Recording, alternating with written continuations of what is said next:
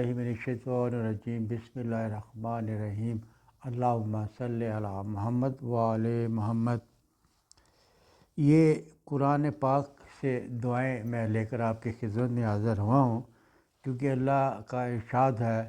کہ میں نے قرآن میں ہر چیز رکھ دی ہے،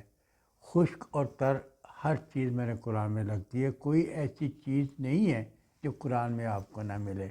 شفا کا علاج رکھ دیا ہے، روزگار کا علاج رکھ دیا ہے، پریشانی کا علاج رکھ دیا ہے، مطلب کہ نیکی کیسے کرنی ہے، بدی کیسے ہوگی، کیا ہم نے کرنا ہے کیا نہیں کرنا، آپ کو ہر چیز قرآن پاک میں مل جائے گی۔ لیکن اب قرآن پاک میں تو مل جائے گی، لیکن ہمیں یہی نہیں پتہ چلا کس صورتوں میں ملتی ہے۔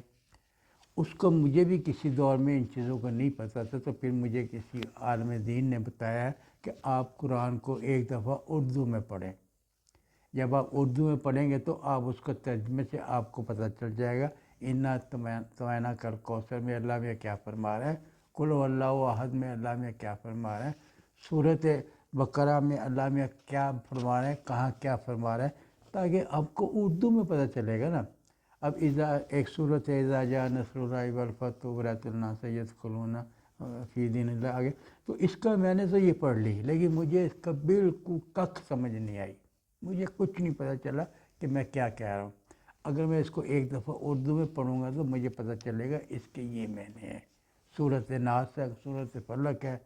کہ ہمیں پناہ دے ناس سے، جنوں سے، فلانے سے، شر سے۔ تو جب ہمیں پتہ چلا نا، جب ہم اس کو، ہماری زبان تو نہیں ہے عربی، تو اس لیے، اور یہ بھی ایک روایت ہے کہ اگر آپ کی عربی زبان نہیں ہے تو آپ اس کو اردو میں بھی ترجمہ پڑھ لیں، ثواب آپ کو ملے گا، اس کو ثواب تو ملے گا اللہ کا پڑھنے کا۔ لیکن یہ شاید اتنا نہ ملتا ہو جتنا عربی میں ملتا ہے، لیکن اردو میں پڑھنے سے بھی اس کا ثواب ملے گا۔ تو آپ ایک دفعہ اردو میں پڑھ کے دیکھ لیں، آپ کو دنیا کی ہر چیز کا پتہ چلے گا۔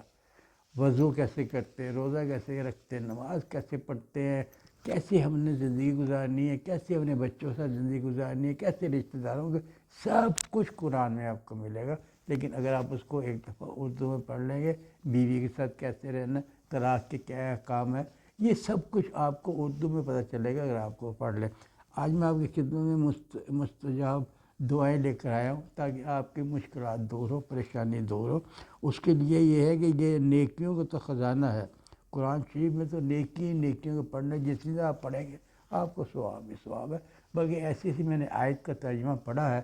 کہ میں خود حیران ہوتا ہوں کہ اپنے سورۃ حشر کی 3 آیتیں آخری ہیں، اس کو پڑھنے سے اتنا ثواب ہوتا ہے، اتنا ثواب ہوتا ہے کہ آپ کاؤنٹنگ ہی نہیں کر سکتے اس ثواب کا، کہ کتنا اللہ میں آپ کو ثواب دیتا ہے۔ یہ مجھے اسی وقت پتہ چلا جب میں نے اس کو اردو میں ترجمہ پڑھا، جب مجھے پتہ چلا میرا خدا تو ایسا ہے جس کے علاوہ کوئی خدا ہو ہی نہیں سکتا۔ اس طرح کی چیزیں جو ہے نا اردو میں پتہ چلیں گی پڑھنے سے۔ آج میں آپ کو بتا رہا ہوں کہ اگر آپ کا مطلب کہ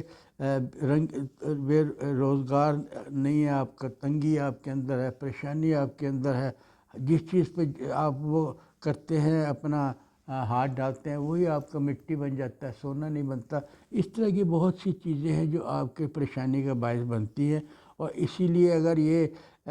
مختلف میں آپ کو اگر کوئی آدمی یا کوئی بچہ یا کوئی فرد پریشان ہے، بدتمیزی مطلب کہ کرتا ہے، اگر وہ گھر والے چاہتے ہیں کہ ہم اس کی بدتمیزی کو ختم کریں تو سورۃ آل عمران کی آیت نمبر 134 ہے، اس کو آپ چینی پر 101 مرتبہ پڑھ کے 20 دن تک وہ آپ اس کو چائے میں پلا دیں یا کسی شربت میں پلا دیں تاکہ وہ اس کی بد زبانی ختم ہو جائے، بدتمیزی ختم ہو جائے۔ اسی طرح لوگوں میں مطلب کہ مرتبہ عزت پانے کے لیے، اور کوئی شخص آپ کو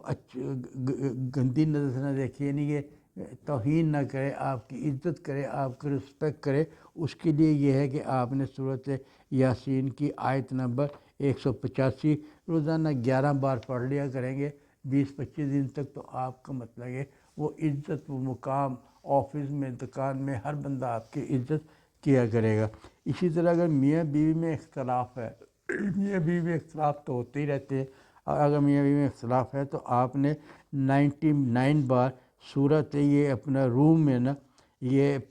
آیت نمبر 21 ہے، سورۃ روم میں آیت نمبر 21 ہے، اس کو آپ نے مطلب کہ پڑھنا ہے تاکہ آپ کے میاں بیوی کے حالات صحیح رہے، پیار محبت سے زندگی گزار سکے۔